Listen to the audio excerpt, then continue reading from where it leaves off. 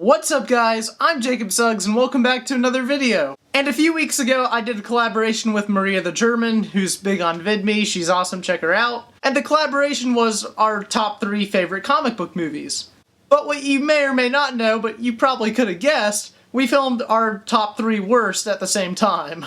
And it's been a week and so I was like, it's time to, release this video. Since Maria is my guest, I'm gonna let her go first, and then I'm gonna be sharing my thoughts on my worst comic book movies with you guys. So without further ado, Maria, take it away. Right, so this time it's about the worst 3 comic book adaptation films of mine, or my choice. Number 3 will have to go to Batman vs Superman. Now, I was really hoping this to be a really epic film and really, really cool. I'm a massive Batman fan, like, so is Jax. I know, right? Jax is also very disappointed that the film is what he's trying to say. We're both massive Batman fans. He's one of literally my favorite superheroes, so I was very disappointed in this film. To me, it just didn't make sense. To me, the pace was just so off. I just really didn't understand how quickly they made up for a really, really silly reason in my eyes. And I also didn't really understand the hate between them two. I just really didn't understand the film.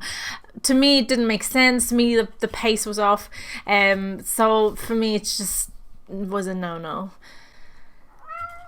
And for Jax. Number 2 of the worst comic book adaptation films for me would have to be Suicide Squad. I was so disappointed when I went and watched that film. I was having high hopes. The trailer looked epic. You were just super excited. You were just thinking this would be incredible film of the year. None of that. It was just boring. There's no other word to put this. The pace again was just so off. It was slow at points, far too slow, and then there was just that dynamic wasn't right. The acting for me wasn't great either. Margot Robbie and Will Smith definitely carried that for me. The Joker, in my opinion, why was he in that film? Absolutely no real reason to have him in that film other than to pull people to come into the cinema by putting him in the trailer. He really had no real impact on the story, and that's what kind of frustrated me. I really didn't get why he had to be in that film. So for me, Suicide Squad just really, really disappointed me.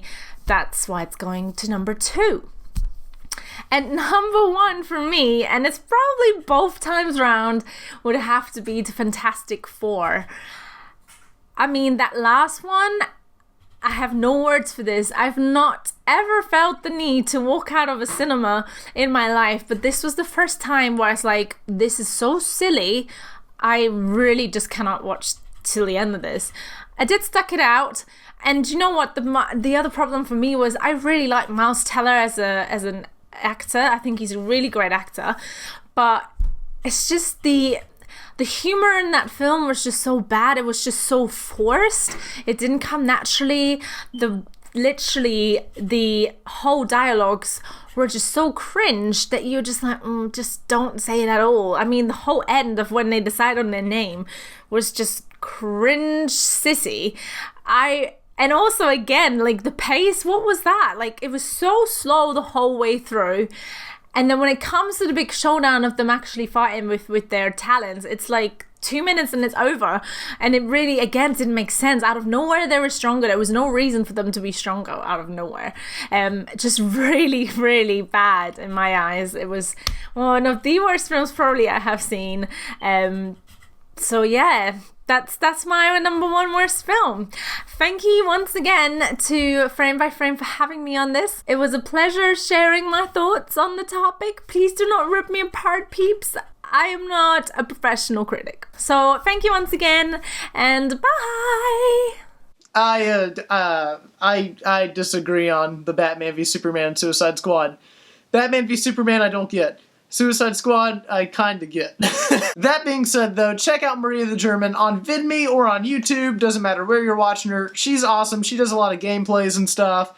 If you're a big fan of video games like I am, go check her out, she's great. Now as for me, there's a lot of comic book movies that I like, but there's a ton of comic book movies that I absolutely hate. I actually have a list on my phone of a ton of comic book movies that I just don't like, so I'm just gonna read out some that I see that really stick out to me as sore thumbs now. Let's see, we have Elektra, Catwoman, oof, that's bad. Ghost Rider 1 and 2, Supergirl, The Amazing Spider-Man 2, I know some people like that movie, I don't.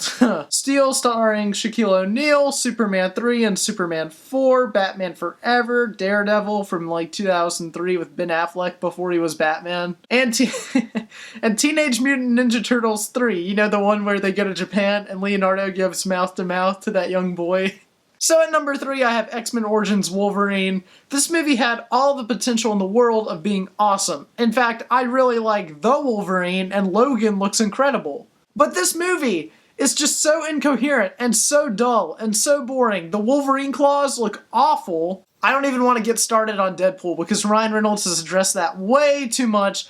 I hate it as much as everybody else, and I'm just glad we have, you know, that Deadpool now. This movie's just so unfocused, so generic, so dull, so campy, so boring.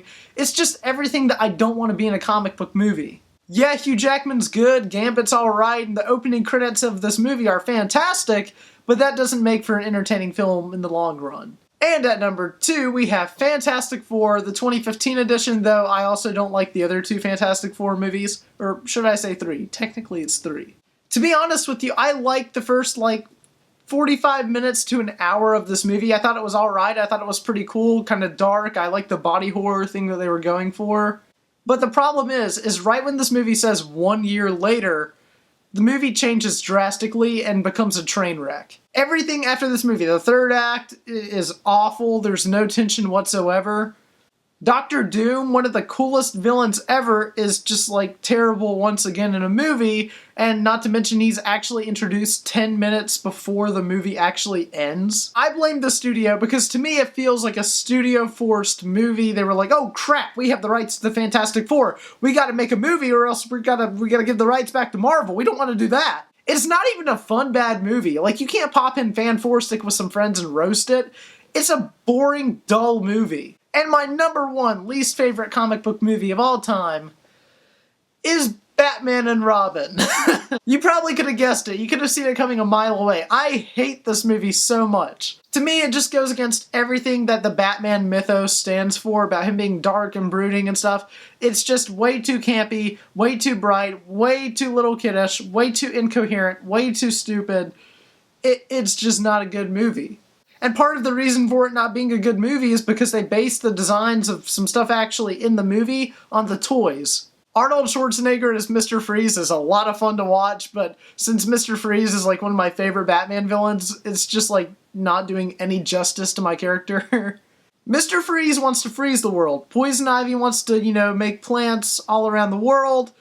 They team up, yet their plans can't coexist because it would be impossible biologically. This movie's just not good. It's a whole lot of stupid and a whole lot of fun to roast, but I can't in good conscience say that it's, a fun movie. It's not. It's not a good movie. It's a very bad movie, and it goes against everything that the Batman character stands for. And there's a lot more that I hate too, so I may talk about some more in the future, but as for now, I'm Frame by Frame. Remember the name, please like, comment, and subscribe, and I'll see you in the next Frame by Frame film review.